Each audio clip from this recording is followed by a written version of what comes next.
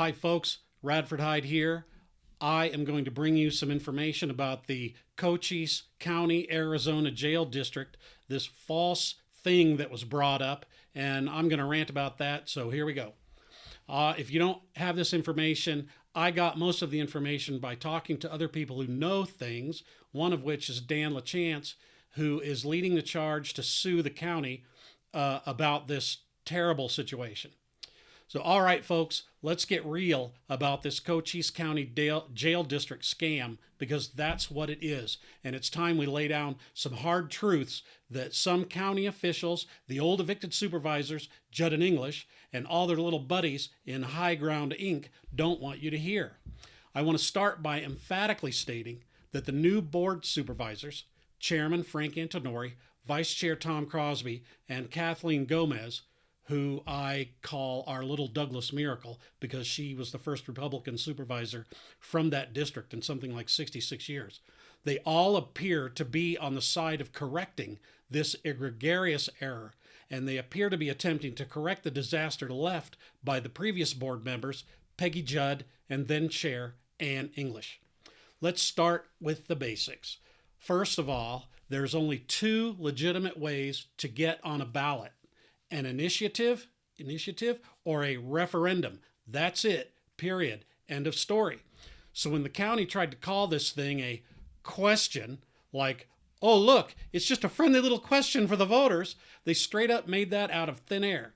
There's no such thing as a question in Arizona law when it comes to legislation like this. You either follow the initiative process or the referendum process, both of which require actual signatures from real voters to even get on the ballot. Now, how many signatures did they need? For our county, with our population, for an initiative, they needed 12,900 signatures just to appear on the ballot. For the other type, a referendum, they needed 8,600 signatures. One represents 15% of the electors. The other represents 10% of the electors. How many did they get? 12 signatures from a bogus citizens committee that nobody elected to represent us.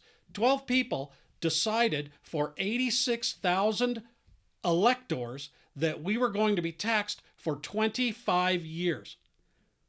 If that isn't unconstitutional, I don't know what is. This should have never even been on the ballot, and yet here we are. Now let's talk about how they staged the election itself. First, they made it an all mail-in election without asking the voters if that's what we wanted. And guess what? They didn't even notify 10,800 voters. You heard me. Over 10,000 people didn't even get a ballot. They didn't get notice, and they were cut out of the process completely. Disenfranchised. And if you think that was an accident, think again. Analysis shows those people would have been the ones that voted no overwhelmingly. But it gets better.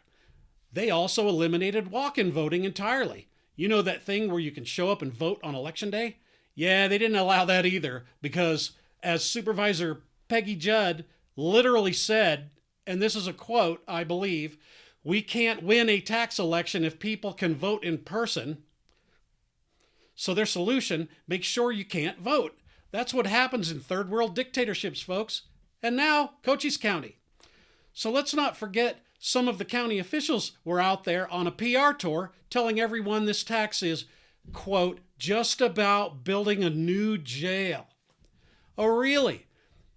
You mean that jail that you said would cost $90 million, but you already had $22 million in the bank from federal and state grants? So why are we being taxed for $300 to $400 million over 25 years? Why? Because they didn't just want a jail. They wanted a slush fund. An $8.5 million per year, no strings attached slush fund that they could spend however they wanted. Oh, sure, they'll call it jail system related, but let me ask you, how many Dodge Hellcats does it take to keep a jail running? That's because the kind of nonsense you're going to see with this kind of unchecked money flow will buy you. Meanwhile, the sheriff's department already gets $6 million a year from the general fund, And state law says that's a guarantee. It can't be touched. So now we're giving them 120% more money on top of what they already get. Congratulations, folks. You've just been pickpocketed in broad daylight. And let's destroy this BS about it'll only cost you $40 to $67 per year. That's a lie, pure and simple. They took the $8.5 million they wanted to raise and divided it by every man, woman, and child in Cochise County, like your 3-year-old is going to be out there paying taxes. But here's the truth.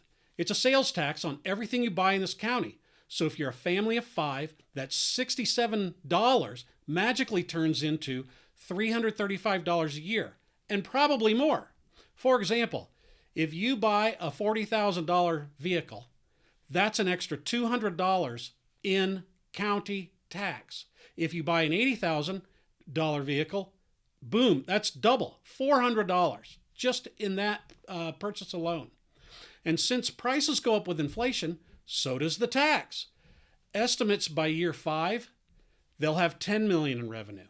By year 10, 13, and by year 15, they'll be estimating to be obtaining $16 million for this each year, all while they sit back and laugh as we foot the bill. And don't let them scare you with that, well, if we don't do this, we'll have to raise property taxes. That was a deliberate scare tactic. There were plenty of other options, like a short-term bond, smaller tax rate, and a shorter timeline. But they didn't want that. Why? Because that wouldn't give them a 25-year ATM machine paid for by you. Let's move on to the election errors. Oh yeah, there's more. First off, the voter rolls were wrong. People who voted in 2020 and in 2022, some of them were listed as inactive and didn't even get a ballot. So now we've got 11,000 voters cut out of the biggest tax decision in county history. And let's talk about the 76,000 ballots they mailed out with 0 chain of custody. The county still can't account for 47,000 of those ballots. That means more than half of the ballots that they mailed out just disappeared. Did they end up in dumpsters? Who knows? Nobody knows. And that alone makes this entire election uncertifiable. And here's the biggest kicker of all. In 2022, Arizona voters in the state of Arizona, they passed a constitutional amendment that requires all tax measures get a 60% supermajority to pass. What did this jail district tax get? 51%. 51% of only 1/7 of the electors in Cochise County. So under state law, under the Arizona Constitution, the jail tax failed. It simply failed. But the county said, oh, well, we're doing it anyway. That's lawlessness. That's tyranny. So here's what needs to happen. The jail district needs to be dissolved immediately. The tax stopped, refunded if possible, and if they want to come back and try again, fine. Follow the Constitution. Follow the statutes. Get the signatures. Hold an honest election. Give us walk-in voting. Make sure every voter is notified and gets a ballot. And if the people vote for it, okay, fine. But not like this. To everyone out there listening, you are being fleeced, robbed, lied to. Your right to vote was trampled. Your wallets are next. If you don't stand up and fight this now, they'll keep doing it. So Cochise County and High Ground Inc., you've been caught. And the people of Cochise County are awake now. End it. End it right now. Thank you for your time. Pass this along. Leave your comments below. And I hope to hear some good comments about this. And if this is information that you found informative, let me know. If you think I said something that's incorrect, let me know. Thank you very much. See you next time.